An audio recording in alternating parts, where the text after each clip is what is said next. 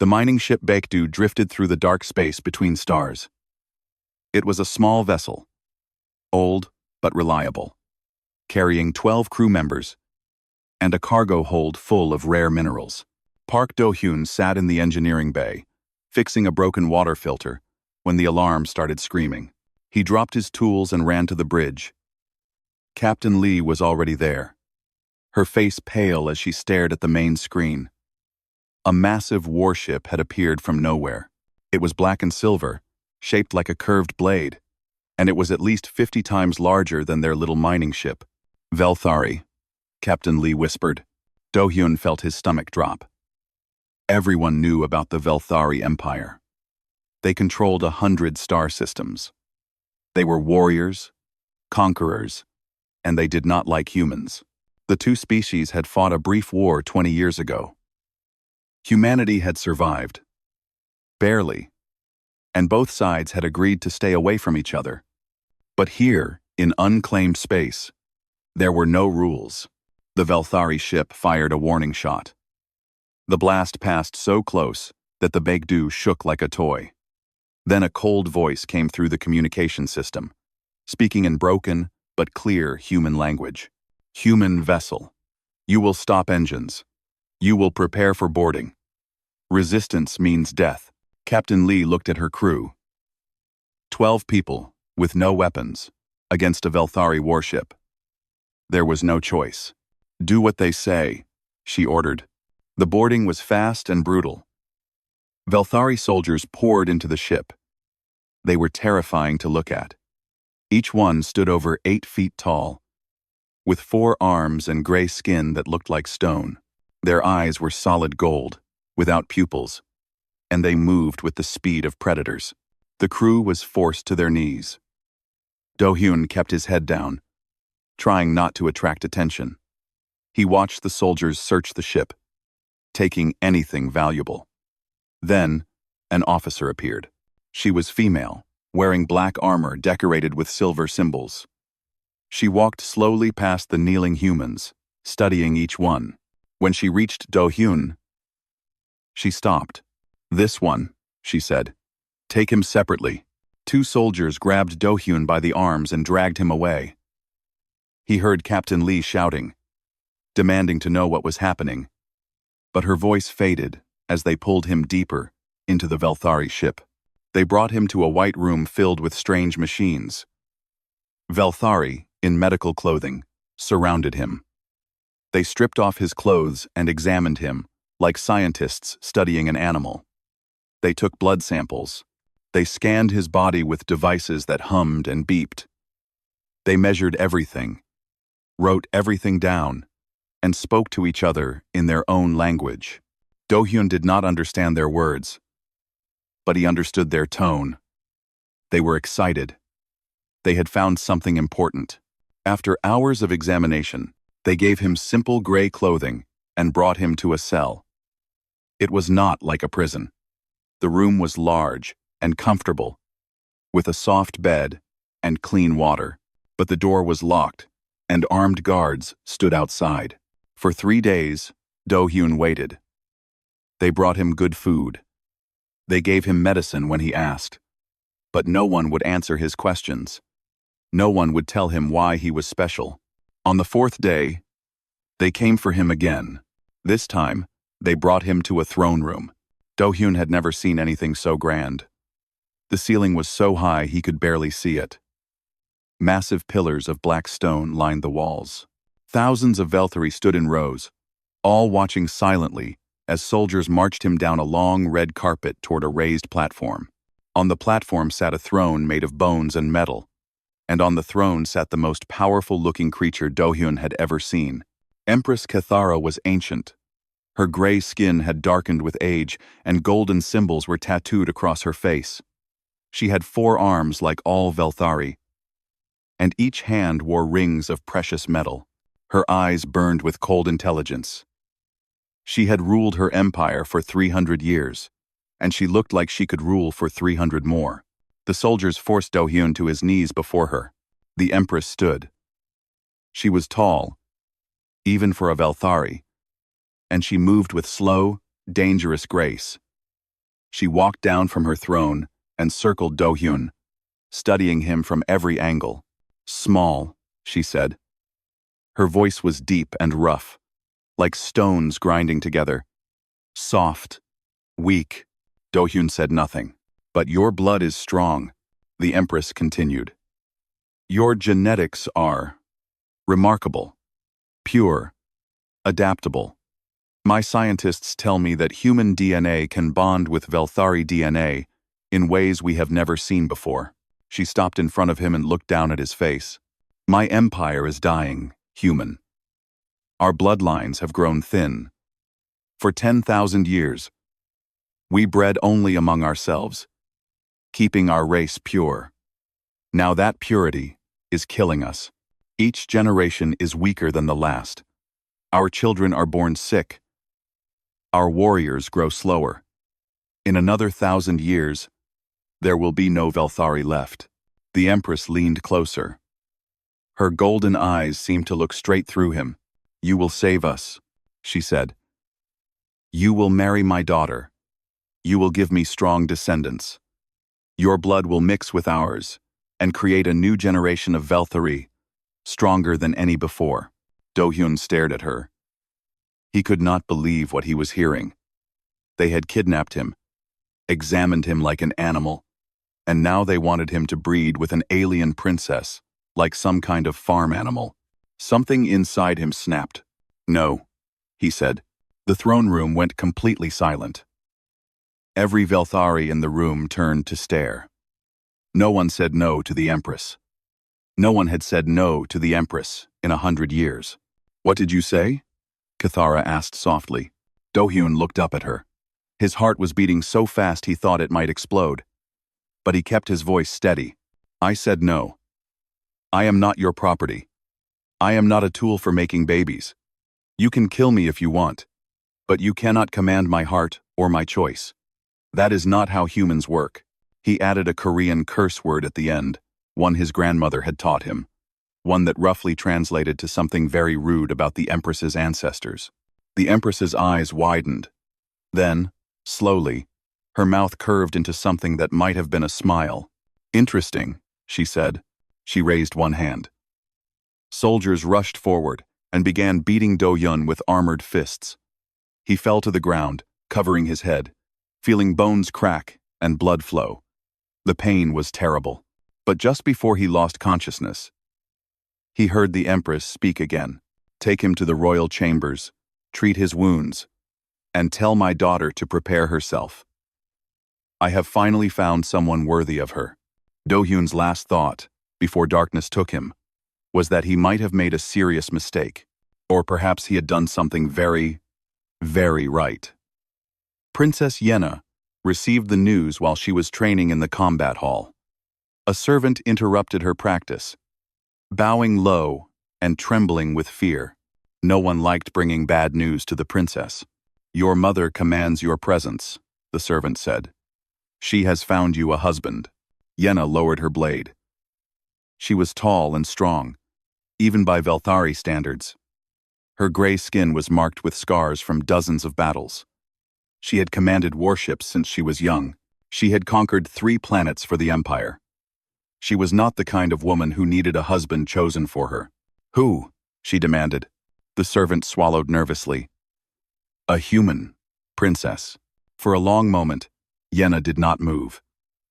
Then, she threw her training blade across the room so hard it buried itself in the stone wall. She stormed through the palace, her 4 arms clenched into fists. Servants and soldiers jumped out of her way. They knew that look. They knew what happened to people who bothered the princess when she was angry. She found her mother in the private gardens, sitting beside a pool of silver water. Empress Cathara looked up calmly as her daughter approached. "You cannot be serious," Yenna said, not bothering with formal greetings. "A human? You want me to mate with a human?" "I do not want," Cathara replied. "They are small. They are weak. They live for less than 100 years. How can you possibly expect me to—" "Enough." The Empress's voice was quiet, but it silenced Yenna immediately. Cathara stood and faced her daughter. Do you think I enjoy this? Do you think I want alien blood in my grandchildren? I have no choice. Our race is dying. The doctors have shown me the numbers. In 500 years, perhaps less, there will be no more Velthari, unless we change. Yenna shook her head. There must be another way. There is not. Our scientists have searched for centuries. Human DNA is the answer. It is compatible with ours. It is strong and adaptable. The children will be Velthari, but better. Healthier. They will save our people. Then choose someone else. I am a warrior, mother. Not a breeding animal. Cathara's eyes hardened. You are a princess. Your duty is to the Empire. Your personal feelings do not matter. She paused, and her voice softened slightly. Go see him. The human. He is. Not what you expect. Yenna wanted to argue more, but she knew it was useless. When her mother made a decision, nothing could change it. So she turned and left the gardens, her anger burning like fire in her chest. She would go see this human, and she would show him exactly what he had gotten himself into. The human was kept in the royal guest chambers, a set of rooms usually reserved for visiting kings and ambassadors. Guards stood at every door. Medical equipment hummed quietly in the corners, monitoring the prisoner's health. Yenna dismissed the guards with a wave and entered the main room. She expected to find the human crying, or begging, or perhaps curled up in a corner shaking with fear. That was how most prisoners behaved when they learned they would never go home. Instead, she found him doing push-ups on the floor. He was shirtless, covered in bandages from his beating, and his body was slick with sweat. He moved up and down in a steady rhythm, counting under his breath in his own language. On the bed behind him, she saw stolen data tablets, their screens showing Velthari text and language lessons. The human noticed her and stopped his exercise. He stood up slowly, wiping sweat from his face. He was short, barely reaching her shoulder, and his body looked soft compared to a Velthari warrior. But his eyes were sharp and calm. He did not look afraid. Princess Yenna, I assume, he said in broken Velthari. His accent was terrible, but the words were correct. You learned our language, Yenna said, surprised despite herself. Some of it. Enough to know what is happening. He sat down on the edge of the bed and looked up at her. You are the woman they want me to marry. I am the woman my mother wants you to marry, Yenna corrected. I have not agreed to anything. Good. Neither have I. Yenna blinked. You refused? Of course I refused. I am a person, not a piece of equipment. I choose who I love and who I marry. Your mother cannot command my heart, no matter how many soldiers she has. This was not what Yenna had expected. She had come here to intimidate this small, weak human. She had come here to make him understand how hopeless his situation was. But he sat there calmly, meeting her eyes, speaking to her like an equal. You are very brave, she said slowly. Or very stupid. Maybe both. The human smiled slightly. My name is Do-hyun, by the way. Park Do-hyun. If we are going to be forced together, we should at least know each other's names. Yenna did not smile back. I do not care about your name, human. I care about my freedom. My mother has taken that from both of us. Then we have something in common. Yenna paused. She had not thought about it that way. She had been so angry at the human, blaming him for her situation, that she had forgotten he was also a victim. I did not ask for this, Do-hyun continued. I was just an engineer on a mining ship. I wanted to earn enough money to buy a small house on Earth. Maybe get a dog. Now I am trapped on an alien world, expected to marry a princess who hates me and make babies to save an empire that kidnapped me. I do not hate you, Yenna said, and was surprised to realize she meant it. I hate this situation. So do I. Do-hyun stood up and walked toward her. He was so small so fragile-looking. Yenna could have broken him in half with one arm. But he approached her without fear. "I am not going to pretend to love you," he said.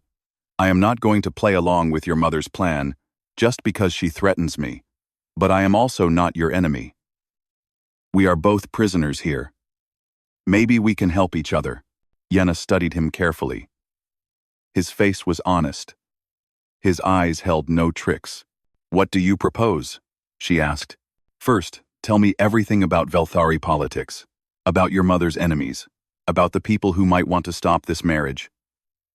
He glanced at the data tablets on the bed. "I have been reading. But books only tell part of the story. You want to find a way out. I want to find options. Humans do not like being trapped. We always look for doors, even when everyone says there are none." Yenna thought about this. She thought about her mother's iron will and the Empire's strict laws. She thought about her own anger and helplessness, and she realized something strange. For the first time since learning about this arranged marriage, she felt something other than rage. She felt curiosity. "Very well," she said. "I will tell you what you want to know. But not because I believe you can escape. I tell you because I want to see what a human does when faced with impossible odds." Do-hyun smiled again. It was a strange smile, full of confidence that should not exist. "Princess," he said, "impossible odds are where humans do their best work." Yenna left the chambers that night with a strange feeling in her chest. She had come to meet a weak, pathetic creature. Instead, she had met something else entirely. She was not sure what to call it yet, but she knew she wanted to find out. The news of the royal marriage spread through the empire like wildfire. Within days, everyone knew that Empress Cathara planned to marry her youngest daughter to a human. The reactions were mixed. Some people were curious. Some were hopeful that this might save their dying race. But many, especially among the old warrior families, were furious. General Torvak was the most furious of all. He was the supreme commander of the imperial military, a position he had held for over a century.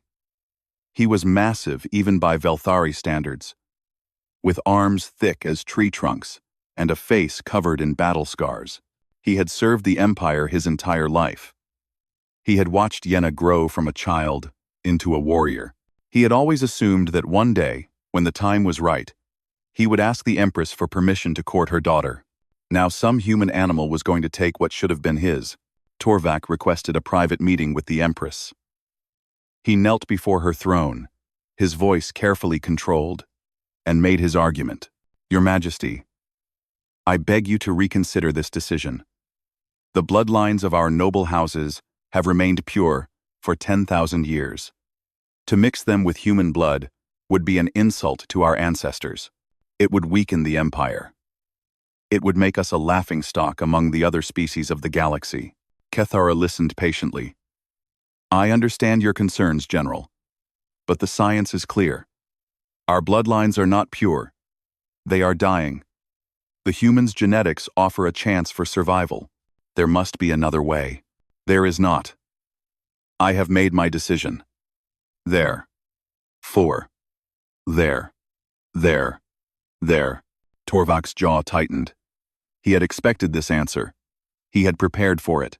"Then, with respect, Your Majesty, I invoke the right of challenge." The throne room went silent.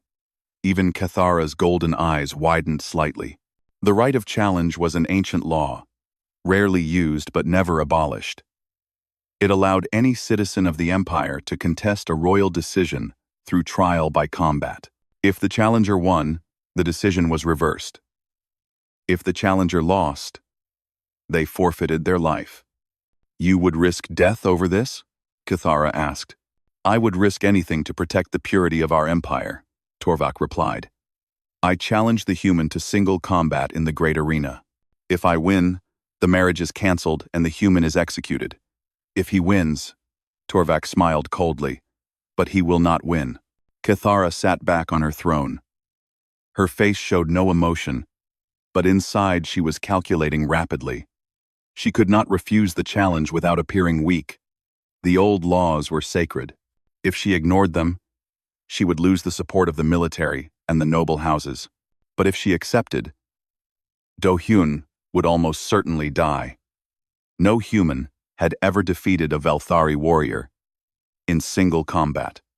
The differences in size, strength, and speed were simply too great. Very well, she said finally.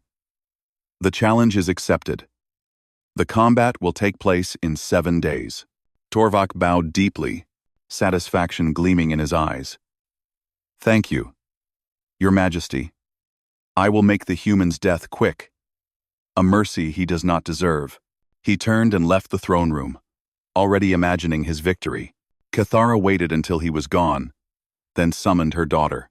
Yenna arrived within minutes. She had already heard the news. Everyone had heard the news. The entire palace was buzzing with talk of the challenge. Can you stop this? Yenna asked. No. The law is clear. Torvak has the right to challenge. Then, the human will die. Perhaps. Cathara studied her daughter's face. You seem troubled by this possibility. Perhaps. Yenna hesitated. She had been visiting Do-hyun every night for the past week. They talked for hours about everything: politics, history, culture, personal stories. She had learned about Earth and its strange customs. She had learned about Do-hyun's family, his dreams, his fears. She had begun to see him as a person rather than a prisoner. He is not what I expected, she admitted. No, Cathara agreed. He is not. She stood and walked to a window overlooking the city. I chose him because his genetic profile was exceptional, but I have come to realize there is more to him than blood and DNA. He has something rare, a spirit that does not break. He cannot fight Torvak. The general is 3 times his size. He has 4 arms and centuries of combat experience. It would be slaughter. Then perhaps the human must find another way to win. Cathara turned back to her daughter. Go to him. Tell him about the challenge, and tell him that if he has any special requests to help him prepare, I will grant them within reason. Yenna nodded and hurried from the room. She found Do-hyun in his chambers, practicing the basic Velthari language exercises she had taught him.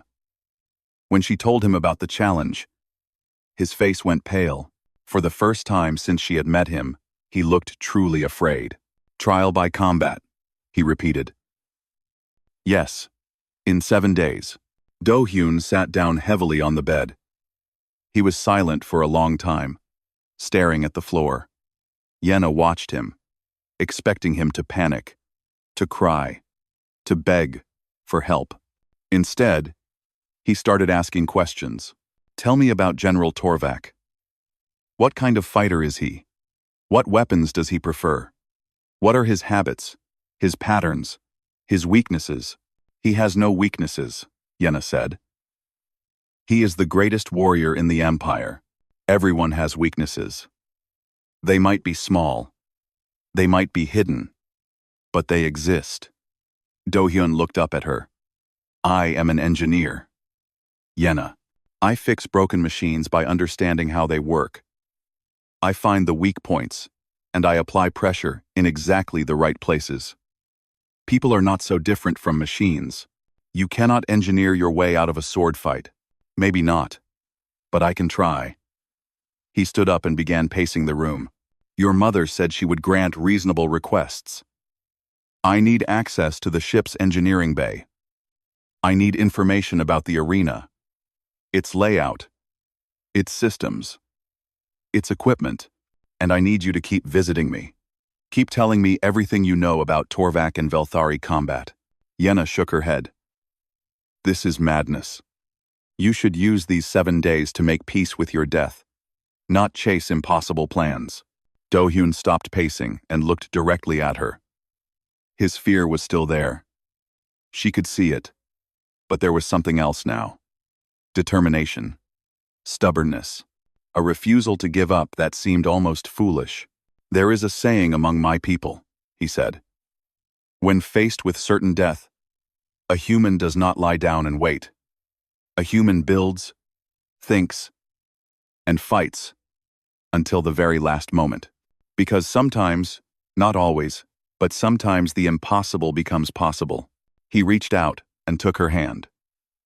His grip was gentle, his skin warm against her cool gray fingers. "I might die in that arena," he said quietly, "but I will not die easily, and I will not die without trying everything I can think of to survive. That is who I am. That is what humans are." Yenna looked at his hand, holding hers. She thought about all their conversations, all the nights they had spent talking and learning about each other. She thought about how strange and surprising this small creature had turned out to be. "Very well," she said finally. "I will help you. But when Torvak kills you, I will not mourn. I barely know you." Do-hyun smiled. "If Torvak kills me, you have my permission to forget I ever existed. But if I win, do 3. If you win, I will personally cook you a meal in the traditional Velthari way. That is my promise. Then I have something worth fighting for." Yenna pulled her hand away, embarrassed by the warmth spreading through her chest. "You are a strange creature, Park Do-hyun. So I have been told." She left to make arrangements for his requests. As she walked through the palace corridors, she found herself hoping against all logic, against all probability that the strange human might somehow find a way to survive. It was a foolish hope, but she could not stop herself from feeling it.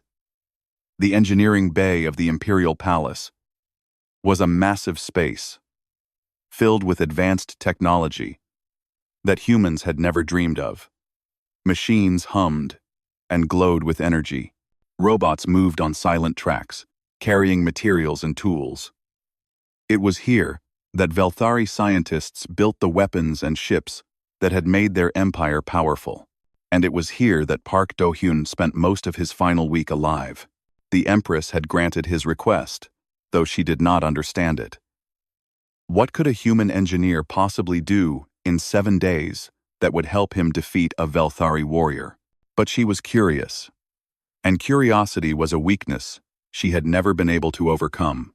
So she gave him access, and she watched through hidden cameras as he worked. Do-hyun did not try to build a weapon. He knew that no weapon he could create would give him enough advantage against Torvak.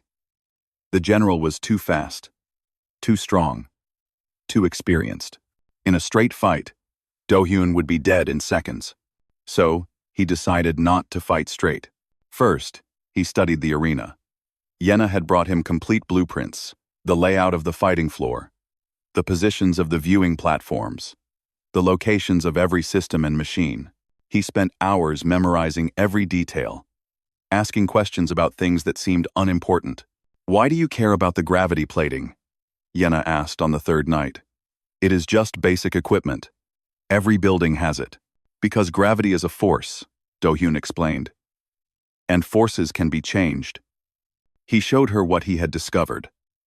The arena's gravity plating was old, installed centuries ago, and never upgraded. It was designed to maintain standard Velthari gravity, about 1.5 times Earth normal. But the control systems were simple. With the right modifications, the gravity could be increased or decreased across different sections of the floor. "You want to change the gravity during the fight?" Yenna asked, shocked. "I want options." Do-hyun pulled up more diagrams on his data tablet. "Look at this. The arena was built for show, not security. The gravity controls are accessible from beneath the fighting floor. If I can get there before the match, that is cheating." "Is it?" Do-hyun looked at her seriously. "The rules of the challenge say that both fighters enter the arena with whatever equipment they choose. They say nothing about modifying the arena itself. I read every law, every regulation, every precedent. There is no rule against environmental manipulation." Yenna stared at him. In all her years as a warrior, she had never thought about combat this way. Velthari fought with honor and strength. They did not sneak around looking for tricks and loopholes. But humans, apparently, did. Even if you change the gravity, she said. Torvak will still be stronger than you, faster than you.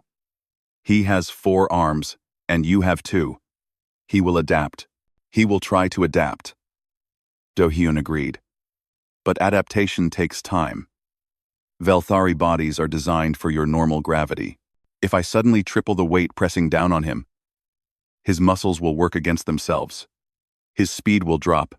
His balance will suffer. And he smiled and stood up straighter. I have been training. It was true.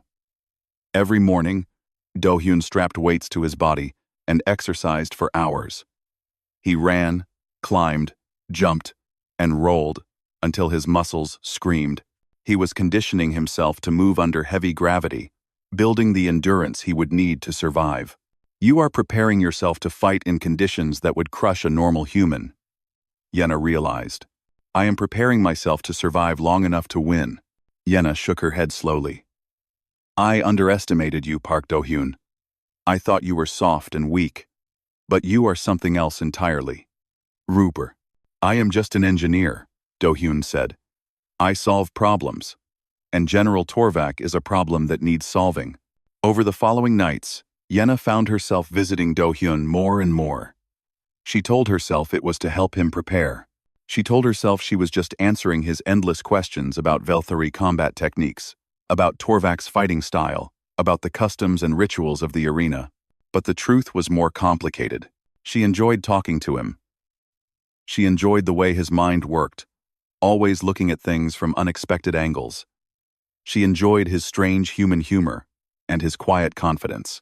She enjoyed the way he treated her, not as a princess to be feared or worshipped, but as a person to be known. On the 6th night, they sat together in his chambers, sharing a bottle of Velthari wine. The alcohol made Yenna's tongue loose, and her thoughts honest. Why are you not afraid? She asked him. Tomorrow you face almost certain death, yet you sit here drinking and laughing as if nothing is wrong. Do-hyun was quiet for a moment. When he spoke, his voice was softer than usual.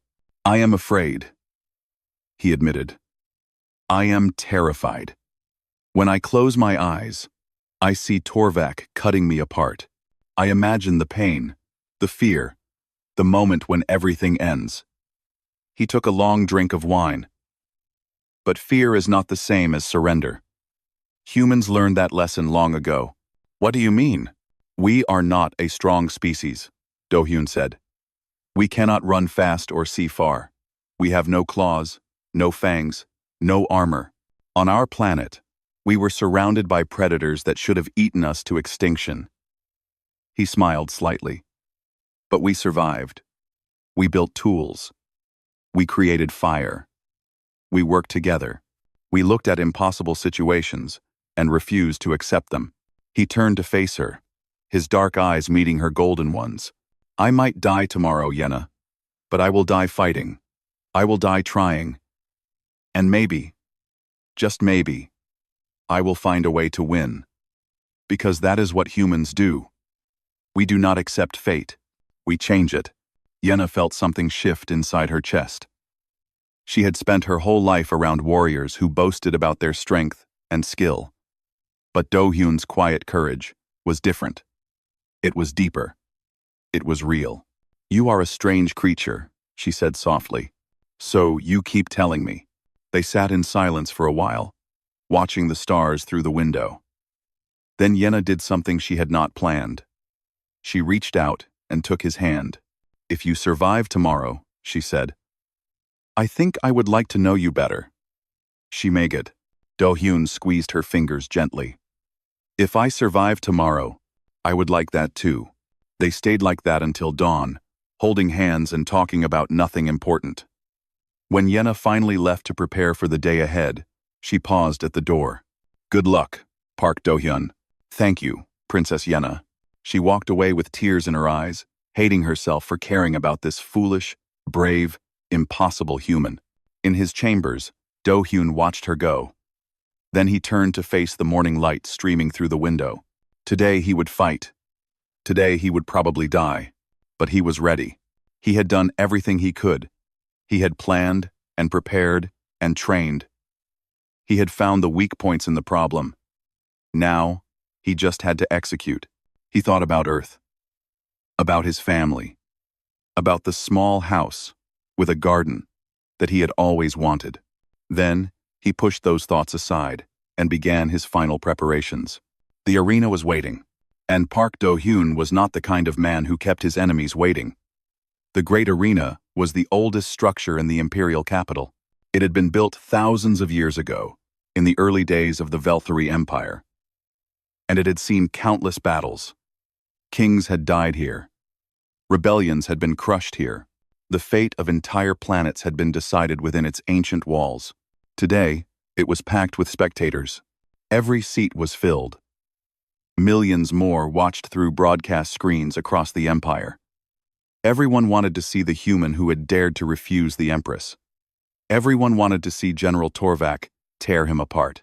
High above the arena floor, Empress Cathara sat on a viewing platform surrounded by nobles and advisors.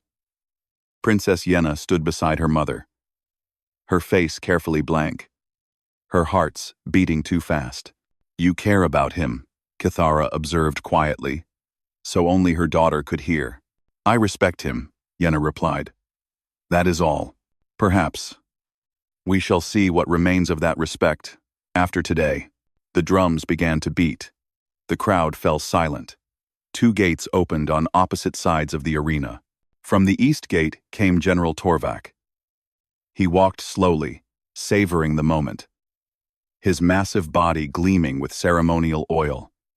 He carried two curved swords in his upper arms and two heavy shields in his lower arms. He wore no armor, he did not need it. His gray skin was thick as leather, and his muscles were hard as stone. The crowd cheered for him. They chanted his name. They stamped their feet until the arena shook. From the west gate came Park Do-hyun. He looked tiny compared to his opponent.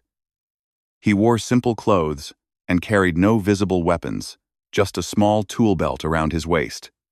His face was pale, but calm. He walked steadily to the center of the arena and stood there, waiting. The crowd laughed. Some threw trash at him. How could this small, soft creature possibly fight their greatest warrior? Torvak approached until he was standing just a few feet away from Do-hyun. He looked down at the human, with disgust and amusement. "I will make this quick," the general said. "One clean cut. Consider it a mercy." "I appreciate the offer," Do-hyun replied. "But I must decline." A horn sounded. The fight had begun. Torvak moved first, as everyone expected. He lunged forward with terrifying speed, both swords swinging in deadly arcs. Any normal opponent would have been cut in half, but Do-hyun was not where Torvak expected him to be. The human had been watching his opponent's muscles, reading the subtle shifts that signaled which way he would attack. Before Torvak even finished his lunge, Do-hyun was already rolling to the side, scrambling across the arena floor like a desperate animal. The crowd gasped. No one had ever dodged Torvak's opening strike, but the general was not worried. He had centuries of experience. One lucky dodge meant nothing. He turned and pursued, moving faster now, his four arms working in perfect coordination. Do-hyun ran. He had no pride about it. He sprinted across the arena like a frightened rabbit, staying just ahead of Torvak's swinging blades. The crowd booed and jeered. This was not entertainment, this was embarrassing. But Do-hyun was not running randomly. He was heading toward a specific section of the floor, the section he had spent 3 nights modifying. When he reached the right spot, he dropped to his knees and pressed a hidden button built into his tool belt. The gravity changed. It happened instantly. One moment, Torvak was charging forward at full speed. The next moment, he was carrying 3 times his normal weight. His legs buckled. His swords dipped toward the ground. His entire body staggered as it tried to adjust to the crushing force pressing down on him. Do-hyun had trained for this. His muscles were conditioned for heavy gravity. He moved slower than normal, but he moved. Torvak did not. The general tried to lift his swords, but they felt like they weighed 1,000 pounds each. He tried to step forward, but his legs would not obey. He was trapped in his own strength, all those massive muscles now working against him. Do-hyun picked up a heavy chain from a pile of arena equipment and began circling his opponent. He moved carefully, staying in the zones where gravity was highest, where Torvak could barely move. "What? Is this trickery?" Torvak gasped. "It is not trickery," Do-hyun replied. "It is engineering." The crowd had gone silent. They did not understand what was happening. They watched as their greatest warrior struggled like a fish on land while a tiny human circled him like a predator. Torvak roared with rage. He forced himself forward, every step a battle against the crushing gravity. He was adapting, slowly, using his immense willpower to compensate for the impossible conditions. Do-hyun knew he did not have much time. Torvak was too strong, too experienced.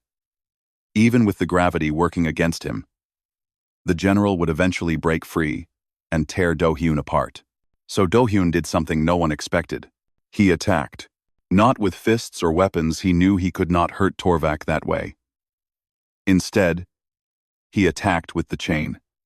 He threw it around Torvak's legs, tangling them together. He ducked under a slow sword swing and wrapped more chain around the general's lower arms. He moved constantly, never staying still, using his smaller size and better conditioning to stay ahead of his opponent's desperate grabs. Within minutes, Torvak was wrapped in chains. He struggled against them, his massive muscles straining. But the chains held. They were industrial grade, designed to anchor starships. Do-hyun backed away, breathing hard. Sweat poured down his face. His muscles burned from the effort of moving under triple gravity. But he had done it. Torvak was on his knees, bound and helpless. The arena was completely silent. No one could believe what they were seeing. The greatest warrior in the empire had been defeated by a human engineer who had never held a sword in his life. Do-hyun walked slowly toward his fallen opponent. He picked up one of Torvak's dropped swords.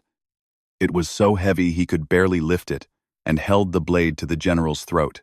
"Yield," Do-hyun said quietly. "Yield and I will let you keep your honor. The fight is over." Torvak stared up at him with eyes full of hatred and shame. For a long moment, neither of them moved. Then, slowly, the general lowered his head.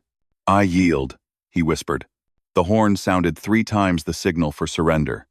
The fight was officially over. For a moment, the silence continued. Then, from somewhere in the crowd, someone began to clap. A single person. Slow and steady. Do-hyun looked up toward the viewing platform. Princess Yenna was standing, her hands coming together again and again. Her golden eyes filled with something that looked like wonder. Others began to join her. First a few, then dozens, then thousands. The applause spread through the arena like a wave, growing louder and louder, until the ancient walls shook with the sound. Do-hyun dropped the sword and fell to his knees, exhausted beyond words. He had done it. He had survived. He had won. Above him, Empress Cathara watched with an expression that was hard to read. She had seen many surprises in her long life, but this was something new. This small, weak human had changed the rules of combat itself. He had fought not with strength, but with intelligence. He had won not through power, but through preparation. It was terrifying. It was impressive, and it made her certain, for the first time, that her decision had been the right one. This human, this Park Do-hyun, was exactly what her dying empire needed. Not a warrior, not a weapon, a survivor. The days after the arena fight were strange and difficult. Do-hyun spent most of the first week recovering from his injuries and exhaustion. The palace doctors were amazed that his small body had survived such stress. They treated him with careful attention, studying him even as they healed him. When he was finally well enough to leave his chambers, he found that everything had changed. The servants no longer looked at him with contempt. Now, they bowed when he passed. The guards who had once watched him like a prisoner now protected him like a prince. Everywhere he went, Velthari whispered and stared, pointing at the human who had defeated their greatest general. Do-hyun did not enjoy the attention. He was not a hero in his own mind, just a man who had been lucky enough to survive. The Empress summoned him 10 days after the fight. She received him in her private chambers, without guards or witnesses. It was the first time they had spoken, since she had commanded him to marry her daughter. "You surprised me," Kithara said, pouring tea for both of them. "I expected you to die. I was prepared to select another human candidate from our records." "Sorry to disappoint you," Do-hyun replied. Kithara almost smiled. "You did not disappoint me. You impressed me. That is much more valuable." She set down the teapot and studied him with her ancient golden eyes. "Now, the challenge is over. You have won the right to marry my daughter. When shall we schedule the ceremony?" 2. Do-hyun took a slow sip of tea. It was hot and bitter, with a flavor he did not recognize. "I am not ready to marry Princess Yenna," he said. Kithara's expression did not change, but something shifted in the air between them. "Explain." "Your Majesty, I won a fight. That is all. I did not win Yenna's heart, and she did not win mine. A marriage between us now would be based on politics and survival, not love or respect. It would be a prison for both of us. Love is not required for royal marriages, perhaps not among Velthari. But I am not Velthari." Do-hyun set down his teacup. "I came from a culture where marriage means choosing to share your life with someone. It means building something together, through good times and bad. It requires trust and understanding and genuine connection. You are in no position to make demands, human. I am not making demands. I am asking for time." Do-hyun leaned forward. "Let me court your daughter properly. Let us learn about each other without the pressure of ceremonies and politics. If we fall in love, the marriage will be strong and real. If we do not, then at least we will have tried." Kithara was silent for a long moment. She was not used to being contradicted, especially by someone who should have been grateful just to be alive. But there was something about this human that made her pause. He had shown intelligence in the arena. Now he was showing wisdom. "Very well," she said finally. "You will have 6 months. At the end of that time, I expect a decision from both of you." Do-hyun bowed his head. "Thank you, Your Majesty." And so the courtship began. It was awkward at first. Yenna did not know how to behave around Do-hyun now. Before the fight, he had been a prisoner and a curiosity. After the fight, he was a legend. The entire empire was talking about him. Songs were already being written about the human who had brought down General Torvak. But Do-hyun refused to act like a legend. He was the same person he had always been: curious, thoughtful, and stubbornly resistant to formality. When Yenna tried to treat him with distant respect, he made jokes until she relaxed. When she pulled away, he gave her space. When she reached out, he was there. They spent their days exploring the palace and the city beyond. Do-hyun wanted to learn everything about Velthari culture, not from books, but from experience. He visited markets and temples and schools. He talked to common people and nobles alike. He asked endless questions and listened carefully to every answer. Yenna found herself enjoying these adventures more than she expected. She had spent her whole life in the rigid structure of royal duties. With Do-hyun, she discovered a freedom she had never known. They also spent their nights together, though not in the way the court gossips imagined. They talked for hours about their lives, their dreams, their fears. Do-hyun told her about Earth, its blue oceans, its green forests, its crowded cities full of noise and life. Yenna told him about her childhood, her training, the loneliness of being a princess in a dying empire. One night, Do-hyun taught her to play chess. She was terrible at it. Her aggressive nature led her to sacrifice pieces recklessly. "You need to think more moves ahead," Do-hyun advised. "Thinking is boring," Yenna replied. Another night, She taught him a Velthari card game similar to poker. He was terrible at it. His face showed every emotion too clearly. You need to hide your feelings better, Yenna advised. Hiding is boring, Do-hyun replied. I prefer honesty. Weeks passed. They grew comfortable with each other. They learned to read each other's moods, to predict each other's reactions. They discovered shared interests and accepted their differences. And somewhere in those weeks, without either of them planning it, something changed. It happened on a warm evening in the palace gardens. They were sitting beside a pond filled with glowing fish, watching the creatures swim in lazy circles. The conversation had drifted into silence. But it was a comfortable silence, the kind shared between people who no longer need words to feel connected. Yenna turned to look at Do-hyun's profile in the fading light. He was still small and strange to her. 2 arms, soft skin, eyes that changed color depending on the light. But somehow, when she looked at him now, she did not see a human. She saw a person, a friend. I think I understand, she said quietly. Do-hyun turned to face her. Why you refused my mother's command. Why you insisted on courtship instead of immediate marriage. She paused, searching for the right words. You wanted this to be real. You wanted us to choose each other, not be forced together. Yes, I have never chosen anything in my life. My duties, my marriage, my future, they were all decided for me. But this. She reached out and took his hand. This feels like a choice. My choice. Do-hyun squeezed her fingers gently. And what do you choose, Yenna? She leaned forward and kissed him. It was a clumsy kiss, uncertain and brief. Their faces were shaped differently, and neither of them quite knew how to make it work. But it did not matter. The meaning was clear. When they pulled apart, Yenna was surprised to find herself smiling. I choose you, she said.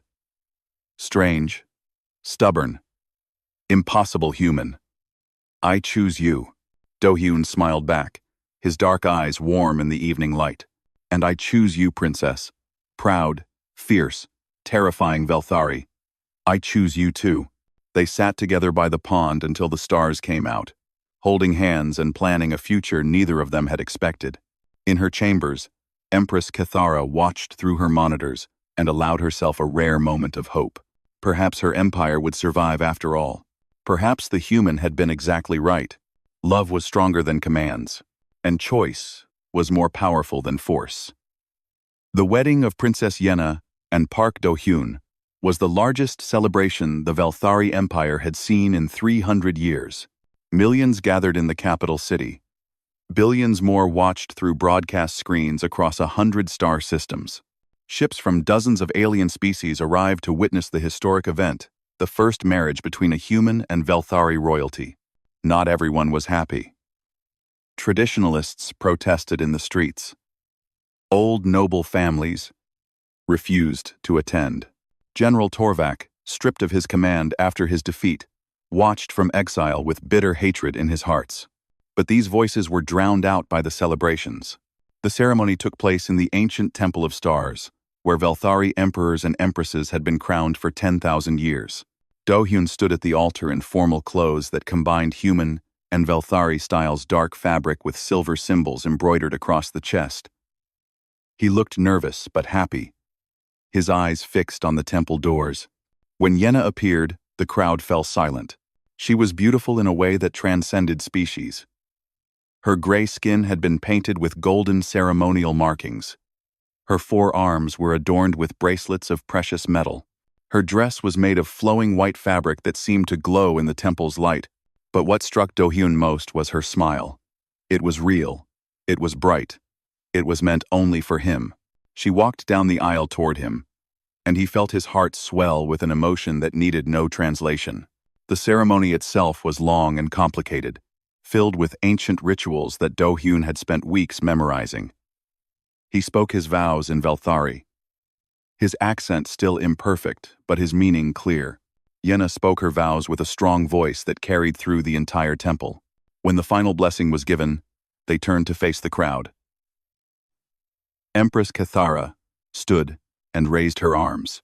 "Today we witness not just a marriage, but a new beginning," she announced. "The union of human and Velthari, the joining of two peoples who were once enemies.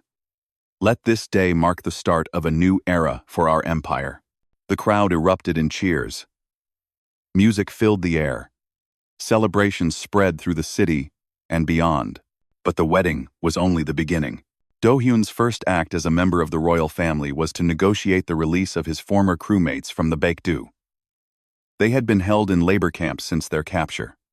Now they were freed, given comfortable passage back to human space, and offered generous compensation for their suffering. Captain Lee embraced Do-hyun before she left. "You are full of surprises, engineer," she said. "I never imagined I would be saved by a royal wedding." "Neither did I," Do-hyun admitted. "Life is strange that way." His second act was to establish a cultural exchange program between humans and Velthari. Scientists, artists, and educators from both species would visit each other's worlds, learning and sharing knowledge. It was a small step, but important. "Humans and Velthari do not need to be enemies," Do-hyun told the Imperial Council. "We can learn from each other. We can grow stronger together." Not everyone agreed. There were arguments, debates, and political struggles. But Do-hyun had learned patience during his time as a prisoner. He knew that change happened slowly, one conversation at a time. Months passed. Then a year. Then two. And then came the greatest moment of all. Yena's pregnancy was difficult. Her body was not designed to carry hybrid children, and the doctors worried constantly.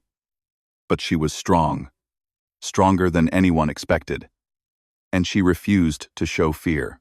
When the time came, Do-hyun held her hand through hours of labor. He spoke to her in Korean, in Velthari, in words that made no sense, but somehow provided comfort. He was terrified, more terrified than he had been in the arena facing Torvak. But he did not leave her side. The twins were born just after midnight, a boy and a girl. Smaller than pure Velthari babies, but healthy. They had their mother's silver eyes and their father's dark hair. They had 2 arms, like humans, but their skin had a grayish tint, like Velthari. They were beautiful. They were impossible. They were perfect. Empress Cathara arrived within the hour. She had not slept all night, watching the medical monitors, praying to gods she was not sure she believed in. When she entered the room and saw her grandchildren for the first time, she stopped breathing. Yena lay exhausted but smiling in the bed. Do-hyun sat beside her, holding both babies awkwardly but carefully. He looked up at the Empress with tired eyes. "Your Majesty," he said, "meet your descendants." Cathara approached slowly.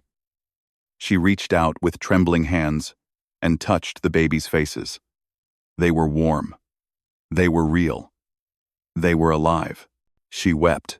In 300 years of ruling the empire, she had never cried. She had faced wars, rebellions, and the slow death of her species, without shedding a single tear. But now, holding the proof that her bloodline would continue, she could not stop the tears from flowing. "Thank you," she whispered to Do-hyun. "Thank you for giving me hope." "Thank your daughter," Do-hyun replied. "She did all the hard work." Yena laughed weakly. "He lies. He was useless. He just stood there, looking worried." "I was very good at looking worried," Do-hyun agreed. The babies were named 3 days later in a private ceremony. The boy was called Taewon, after Do-hyun's grandfather. The girl was called Mirena, combining a human name with a Velthari ending. They were the first of their kind, not human, not Velthari, but something new. As the years passed, more hybrid children were born across the empire. Scientists had refined the genetic bonding process, making it safer and more reliable. Human volunteers came forward, curious about the possibility of joining with Velthari partners. Velthari, who had once hated humans, began to see them differently. The empire was changing. It was not fast. It was not easy. There were setbacks and conflicts and moments of despair. But the direction was clear. The Velthari were no longer dying. They were transforming. One evening, many years after the wedding, Do-hyun stood on a palace balcony with Yenna. Their children played in the gardens below, two teenagers now, strong and healthy, laughing as they chased each other through the flowers. "Your mother commanded me to give her strong descendants," Do-hyun said, watching them. "And did you obey?" Yenna asked, amused. "No." Do-hyun shook his head. "I did not obey. I chose. There is a difference. Do-hyun. There is a difference. Do-hyun. Do-hyun. Do-hyun." Yenna took his hand, intertwining her fingers with his. "That difference changed everything," she said. Do-hyun nodded. He thought about his journey from a simple engineer on a mining ship to a prince in an alien empire. He thought about all the impossible moments, all the choices that could have ended differently. He thought about what it meant to be human, not the strongest species, not the fastest or the most powerful, but something else, something that could not be measured in muscles or weapons. Stubbornness, adaptability, the refusal to accept defeat, and most importantly, the ability to love across any boundary. He pulled Yenna close and kissed her as the sun set over the alien city. Somewhere in the stars, humanity's reputation was growing. They were not conquerors. They were not warriors. They were survivors. And they were just getting started. The end.